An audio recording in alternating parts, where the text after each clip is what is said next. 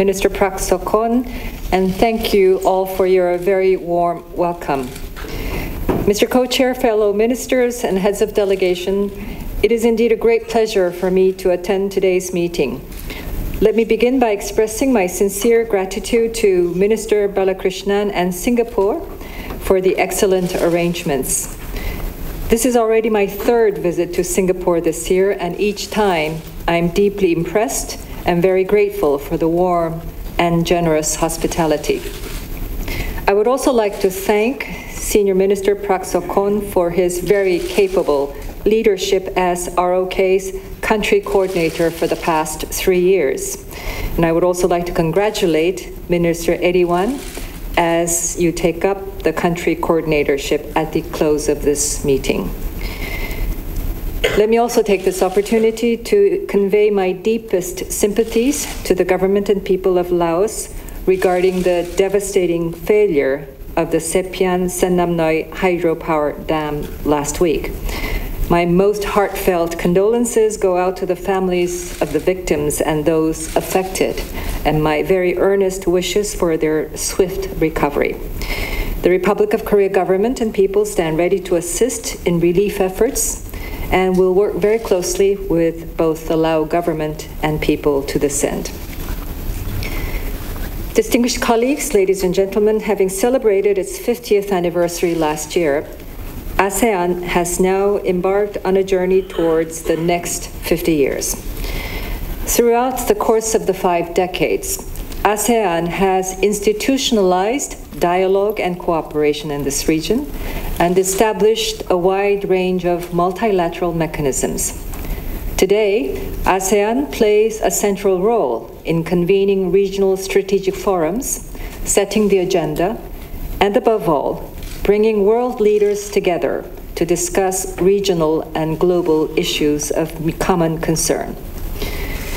Recognizing ASEAN's unique importance and relevance, President Moon Jae-in announced our new Southern policy during his tour of Southeast Asia last November. This seeks to elevate, as my co-chair noted, the ASEAN-ROK partnership to new heights in all areas of cooperation. It is an action-oriented vision built on the 3 pillars of people, prosperity, and peace. And one of its key planks is to expand high-level exchanges between our 2 sides. We are only halfway through 2018, but summit-level exchanges are already thriving. President Moon visited Vietnam in March and Singapore in July, and President Duterte of the Philippines made an official visit to Korea last June. I myself have been on about 40 trips during the past year, 25% of which were to ASEAN member states. And my deputy minister and some leader just behind me is better known in my ministry as the ASEAN deputy minister due to his frequent travels to ASEAN. Indeed, this is his 7th visit to ASEAN this year, and I'm sure there'll be many more to come in the coming months. But actions, not words, will be the testament of our seriousness behind the Southern policy, new Southern policy, and we are ready to take the next step. This month, we will be establishing an interministerial committee directly reporting to the presidential office, solely dedicated to rolling out the new Southern policy.